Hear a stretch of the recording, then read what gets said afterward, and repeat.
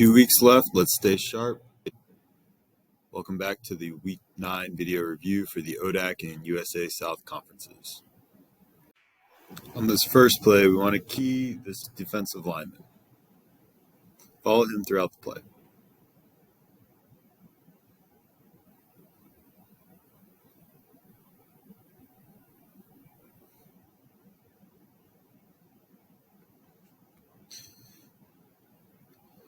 This defensive lineman loses his helmet on the play. As we watch the action, it seems like the offensive lineman pushes his helmet off right here as you see the arm above the head of the defender.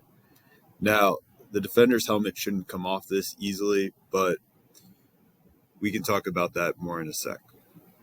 What we want to pay attention to is the point of attack and when this player's helmet comes off.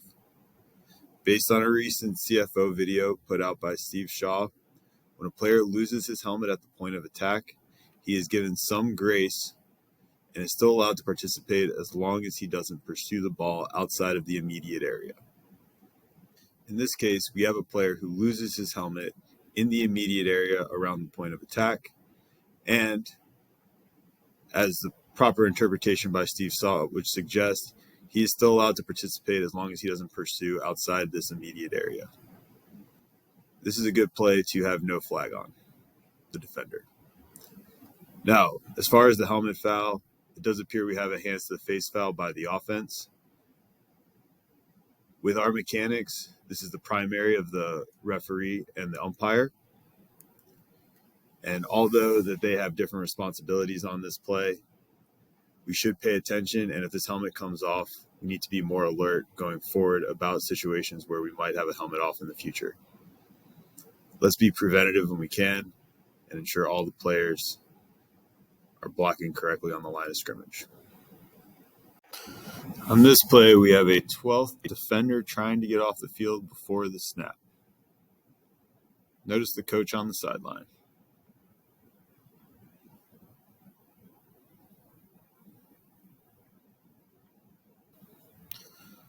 Prior to the snap, our deeps are responsible for counting the number of players on the defense. If we have 12 on the defense before the snap, we have an illegal substitution foul on the defense, giving the offense a free play. In this situation, however, we also have a coach trying to call a timeout once he's recognized this situation as well. With our head linesman focused on the line of scrimmage and the snap, our deep wing on this sideline needs to help out.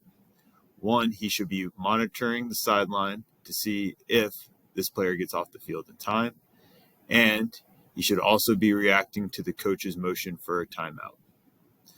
With the deep's attention in this general direction, we should be able to shut this play down and avoid having a flag on the defense.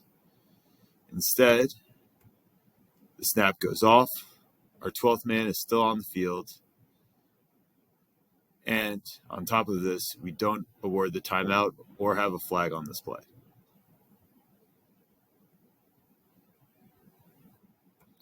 Let's clean up our mechanics, focus on our pre-snap responsibilities, and when a situation arises where we have a potential timeout, let's pay attention to the sidelines so we can help that coach get their timeout.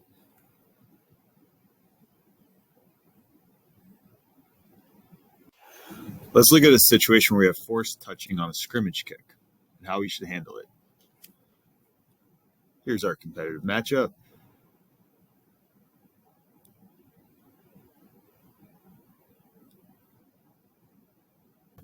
Forced touching occurs when we have a player blocked into a kick, regardless of whether they're on Team A or Team B. On this play, our competitive matchup takes our gunner and our defender right here, and we notice that they are engaged, and then A starts pushing the B player back to where the ball lands. When the ball hits the B player, it continues to careen into the end zone. By rule, we have a touchback as soon as that ball is grounded in the end zone because we're going to ignore the touching by the B player in the field of play. In situations like this, let's take our time and make sure we get the call right. Here we have a competitive matchup. Here we have two players engaged, blocking one another. When the ball comes down and hits the B player, and this ball, once again, enters the end zone. We consider this ball untouched as it enters the end zone, so as soon as it's grounded, it's dead by rule. On this next play, let's talk about a potential case of offensive pass interference.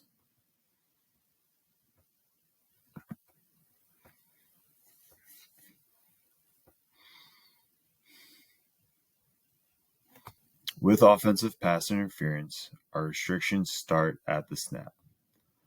Offensive players are not allowed to block defensive players beyond the line of scrimmage unless we have a ball on a forward pass that's originally touched behind the line of scrimmage. Now, in this play, number 62 of the offense is clearly blocking our linebacker 5 yards in advance of the line of scrimmage. Our receiver catches it right at the line of scrimmage. We would consider this on or behind the line of scrimmage, and therefore this would be an acceptable place to originally touch our screen pass. Our running back completes the catch, and as we go downfield, our back judge picks up the block, but being 30 yards away from the play, throws the flag as an indicator that we picked up that block downfield. On this play, our crew does a good job communicating and coming to the conclusion that this ball was caught on or behind the line of scrimmage, and that this offensive pass interference flag by the back judge needs to be picked up in order to correctly adjudicate this play. Good job here as a crew. On this play, we have a bunch of offensive players huddled near the sideline with 5 linemen and a quarterback in position to snap the ball. After they're ready for play signal by our white hat, these 5 players rush into a position on the near side of the field, get set for 1 second, and then run an offensive play.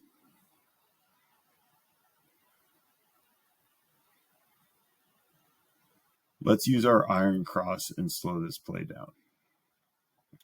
After the ready for play is blown, if the offense is hurrying into a position to take advantage of the substitution rule, we want to shut that play down, or at least slow it down to the point where we can't let the offense take advantage of the substitution rule.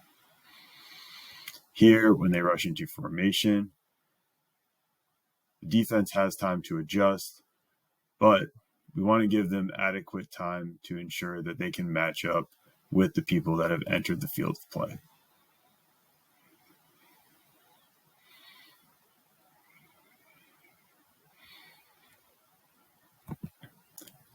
By slowing things down, the offense gets an opportunity to run this play, and the defense gets a fair opportunity with the personnel that enters the field.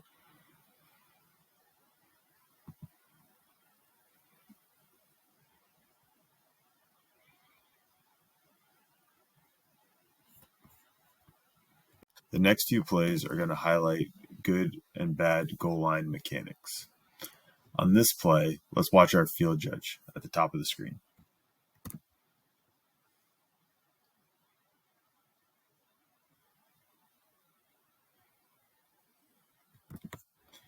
At the snap, our field judge's original key is the widest receiver on his side of the field. After the ball is snapped, we have a backwards pass to our running back, and then a forward pass to our field judge's original key. It appears as though our field judge gets caught up in the action in the backfield and does not pay attention as this receiver runs his route down the field. Had our field judge been paying attention to his receiver, he would have retained a cushion in front of that receiver until he got to the goal line.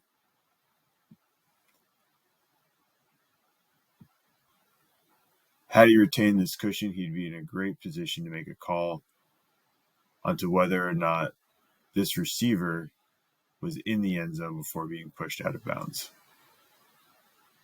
Instead, we're trying to catch up to the play and make a judgment call.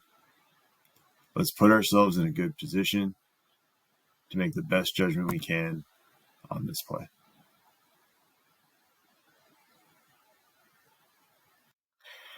As we approach the goal line, let's talk about ball spotting responsibilities between our two wing officials.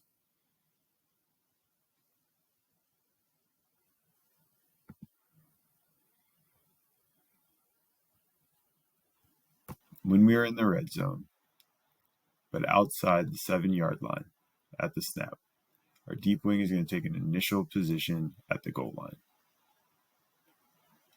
Once on the goal line, our deep wing has responsibility for any ball that crosses the goal line in possession of an A player and any spots inside the 2-yard line. On this play, we have a runner downed at the 1-yard line. Our short wing has responsibilities up until the 2-yard line, but inside the 2 becomes the responsibility of our deep wing. On this play, we see our deep wing give a strong dead ball signal and kill the clock, recognizing that we have a first down on this play. As we approach this area of the field, our short wing and our deep wing should be communicating prior to the snap to understand what responsibilities we have. And once the play becomes dead, give one another space to invoke those responsibilities with a strong signal. On this play, let's review our new responsibilities once we have a snap on or inside the 7-yard line. Our deep wings are going to move to the end line pylon, and our short wings now have goal line responsibility.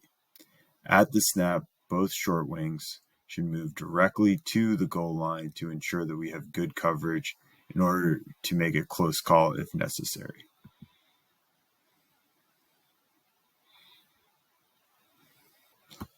On this play, we have a pass to the right side in front of our line judge. At the snap, our line judge should be moving towards the goal line, but instead trails this play.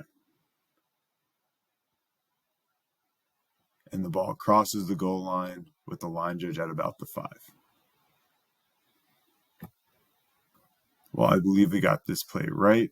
Let's put ourselves in a better position in order to make this call. Line judge, head line judge. At the snap, when our deep wings are no longer covering the goal line, we need to move there directly at the snap. Getting to that position is going to help us, once again, make the best judgment on close plays at the pylon. With our new positioning inside the 7-yard line, let's review how our deep officials should communicate with a play near the end line. Let's watch this pass.